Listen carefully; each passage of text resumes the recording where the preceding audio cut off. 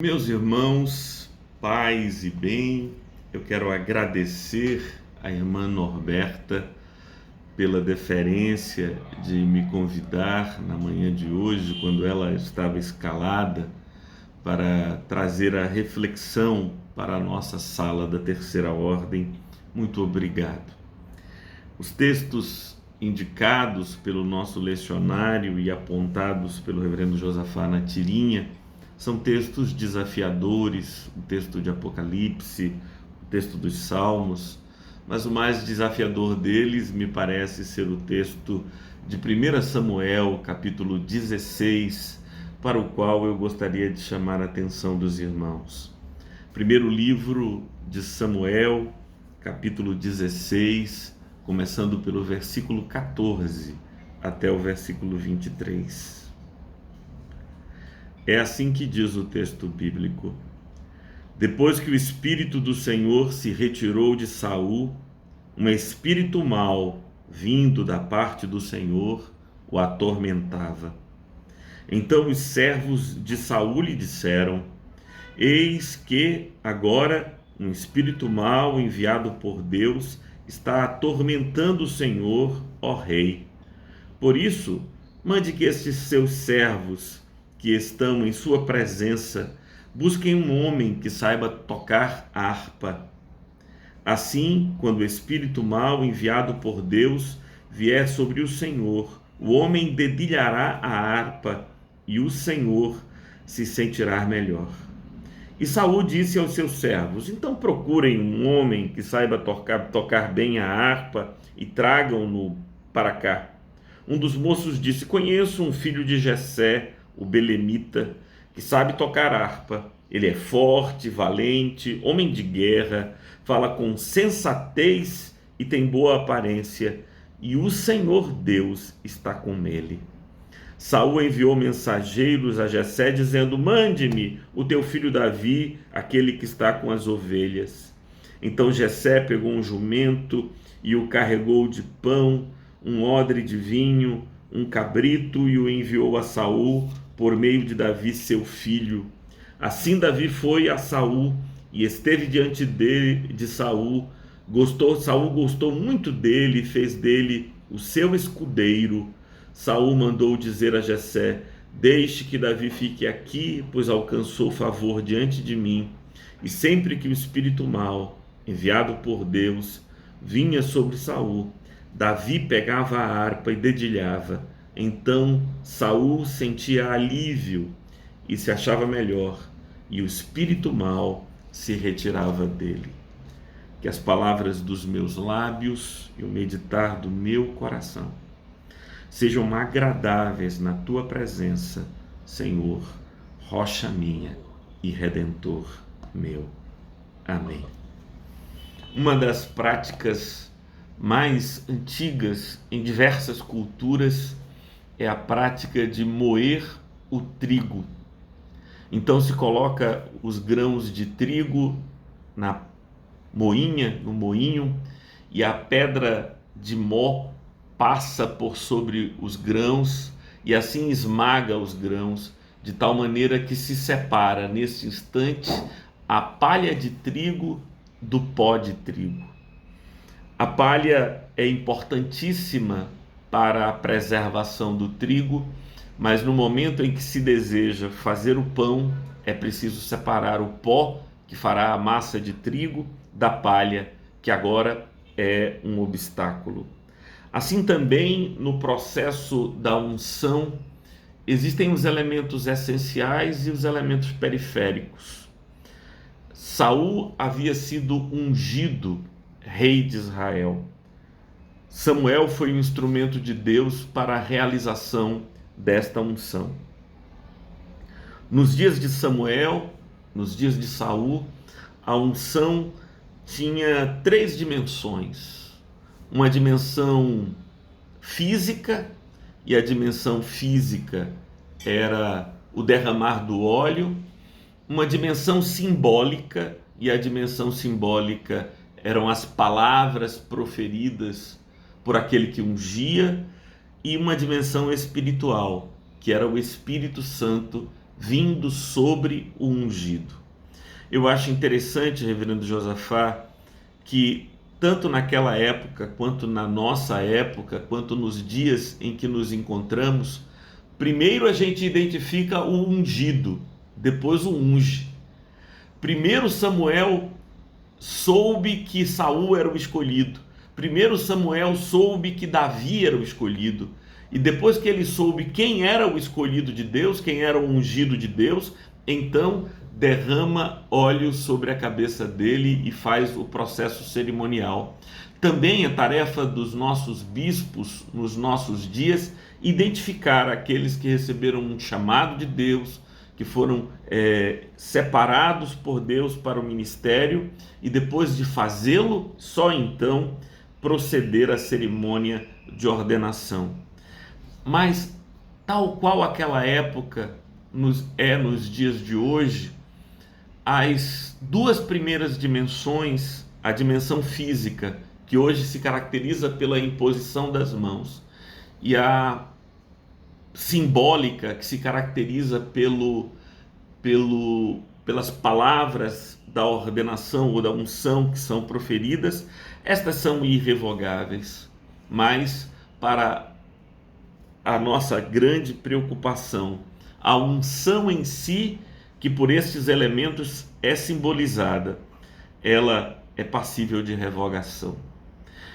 Eu diria que, se pensarmos em unção como a experiência pela qual recebemos da parte de Deus o seu Espírito Santo para a realização de uma obra para a sua honra e seu louvor, sim, eu acredito que, como foi na experiência de Saul, é possível perder a unção. E quando um ministro de Deus continua fazendo a obra de Deus, mas já perdeu a unção, então o que fica é palha. É a palha que se agita, é a palha que faz barulho, é a palha que fala e que toca, mas já não é Deus, já não é Deus. Os versículos que iniciam a perícope que nós tratamos hoje nos dizem que havia sobre Saul, e é uma expressão difícil, reverenda Arlinda, um espírito mau, e o aposto é que coloca tudo em maior dificuldade, vindo da parte de Deus, que o atormentava. Nesse texto, essa expressão aparece 3 vezes, há uma insistência nisso, e eu quero enfrentar essa dificuldade daqui a pouco, de tentar discernir que espírito mau vindo da parte de Deus é este que atormentava Saul. Mas antes disso, a perícope anterior termina no versículo 13 dizendo: Samuel pegou o chifre do azeite e ungiu Davi no meio dos seus irmãos, e daquele dia em diante o Espírito do Senhor se apossou de Davi. Então Samuel se levantou e foi para Ramá. Esse é o momento em que, após a unção física e simbólica, Davi recebe a unção espiritual e o Espírito o toma e o prepara para realizar a obra que ele vem a realizar nos capítulos 16 e 17 e seguintes de 1 Samuel. Mas a perícope que nós estamos trabalhando, no versículo 14, diz: depois que o Espírito do Senhor se retirou de Saul. Então Saul vive o mais severo drama que um ministro de Deus pode viver. Saul perdeu a unção. Saul perdeu aquilo que lhe dava força, coragem, visão, sabedoria, intrepidez e eficácia para a realização da obra do Senhor. Pior do que não ter unção e fazer o trabalho do Senhor sem unção, pior do que isso é ter tido a unção e ter perdido. Porque quem nunca teve unção, essa capacitação especial de Deus para a realização da obra e faz a obra, não tem ideia do que lhe falta. Mas aquele, reverendo Ivaldo, que já teve a unção do Senhor e a perdeu, esse carrega consigo uma lacuna.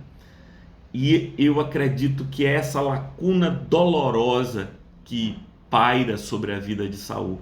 O texto diz que depois que o Espírito o deixou, um espírito mau vindo da parte do Senhor passou a atormentá-lo.